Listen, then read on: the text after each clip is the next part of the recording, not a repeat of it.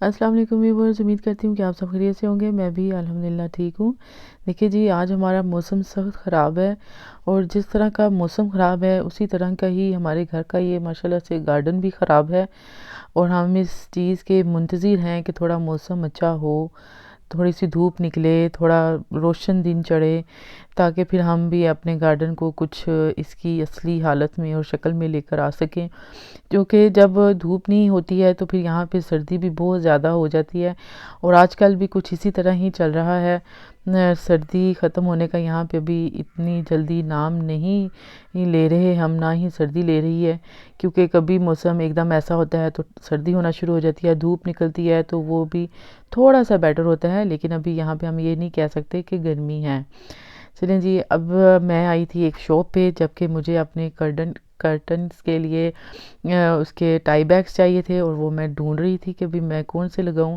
तो यहाँ पे इस टाइप के बहुत सारे पड़े हुए थे, तो फिर मुझे अभी कुछ ख़ास समझ नहीं आ रहा था, क्योंकि जो कलर मैं चाह रही थी वो मुझे नज़र नहीं आया था, लेकिन एक मुझे नज़र आया था और वो ये था। ये मुझे थोड़ा अच्छा लगा था। ये मैं क्योंकि जब बच्चे होते हैं छोटे तो आप कोई थोड़े से फैंसी टाइप नहीं लगा सकते जिनके ऊपर स्पेशली कोई बीड्स वगैरह लगे होते हैं। वो तो फिर बच्चे उसी टाइम खींच के तो उसे तोड़ देते हैं और ख़राब कर देते हैं।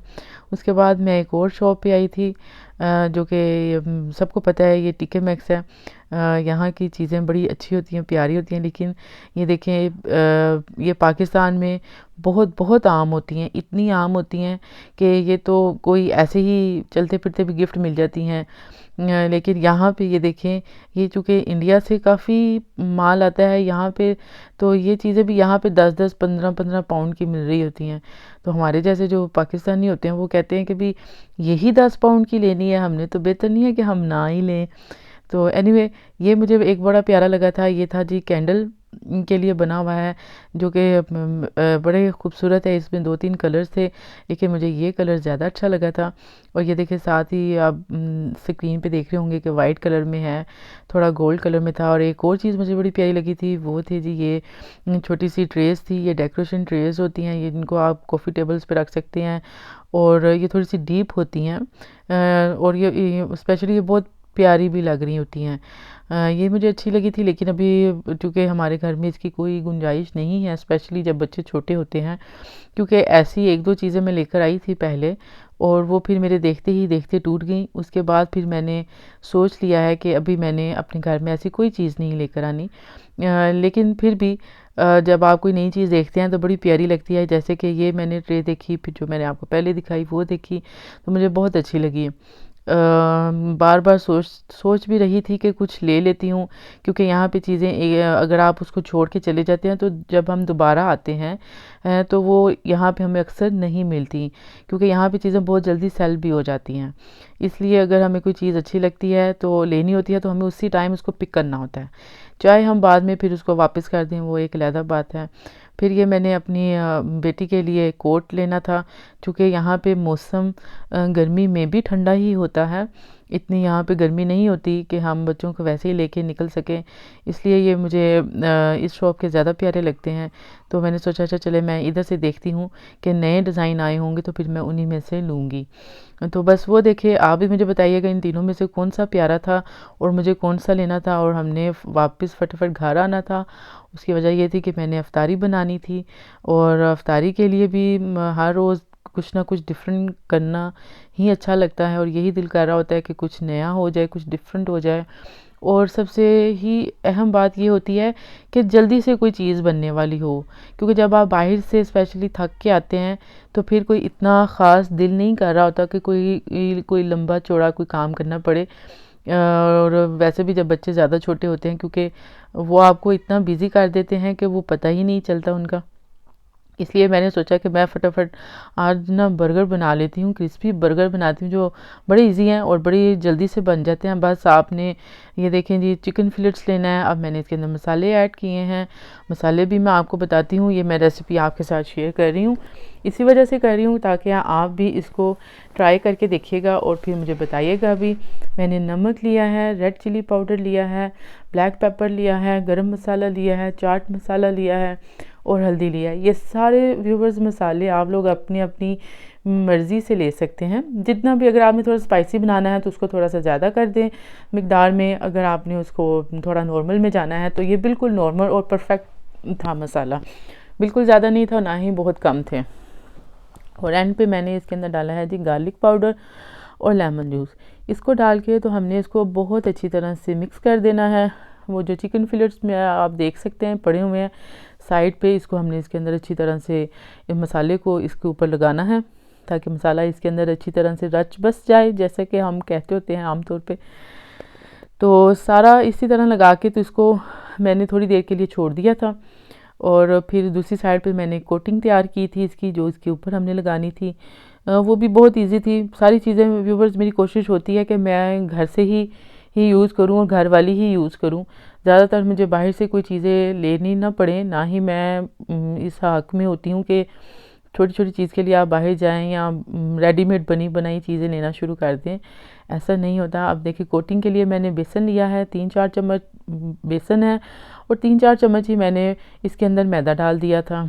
और इसको पहले मैंने मिक्स किया था, फिर इसके अंदर भी थोड़े से मैंने मसाले ऐड किए थे ताकि कोटिंग फीकी फीकी सी ना लगे, बल्कि उसमें भी टेस्ट हो और वो भी मज़े की लगे। उसके लिए मैंने नमक लिया है, रेड चिली ले रही हूँ, ब्लैक पेपर लूँगी।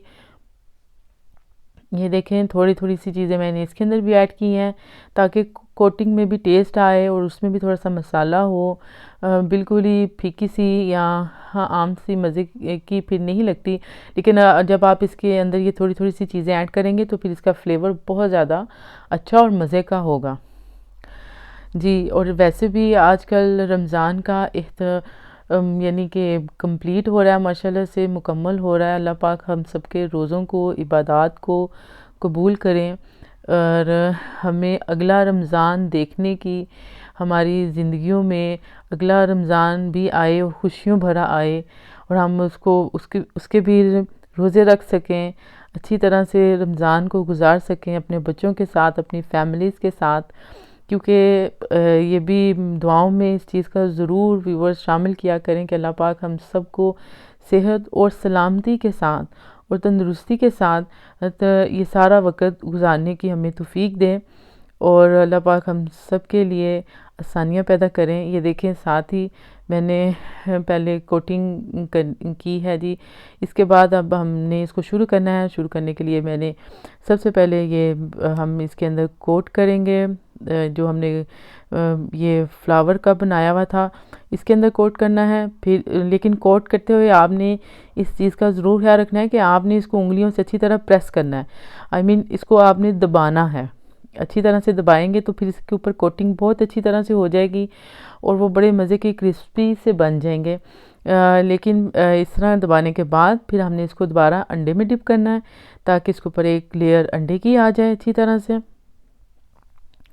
ये देखें जी, अंडे की इसके ऊपर एक लेयर लगाने के बाद फिर दोबारा से हमने इसके ऊपर दोबारा से कोटिंग करनी है और फिर दोबारा से हमने इसको अच्छी तरह से उंगलियों से इसको हल्का सा प्रेस करते जाना है ताकि कोटिंग अच्छी तरह से लगे, ताकि जब वो फ्राई हो तो फिर उसकी एक बड़ी ही खूबसूरत सी एक शेप से बनती है।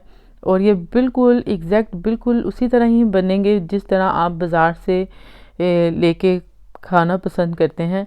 बिल्कुल उसी रेसिपी के साथ आप इसको इजीली घर में भी बना सकते हैं।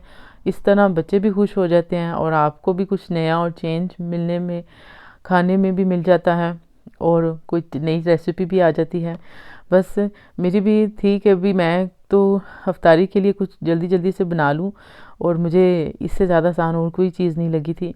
ये देखिए जी, ये हमारी अब रेडी हो गया। अब हमने इसको फ्राई करना है और फ्राई करने के बाद फिर मैं इसको बर्गर्स में लगाऊंगी और फिर मैं आपको वो भी दिखाऊंगी कितने मज़े के लग रहे हैं। हाँ जी, लेकिन मैंने थोड़ी सी शॉपिंग भी की है। जिस शॉप से मैंने आपको दिखाया था वो मैं अब आपको इंशाल्लाह अपनी नेक्स्ट वीडियो में बताऊंगी कि मैंने उधर से क्या ख़रीदा है और फिर वो मैंने कितने का लिया है। लेकिन अच्छी प्राइसेस थी, ठीक था।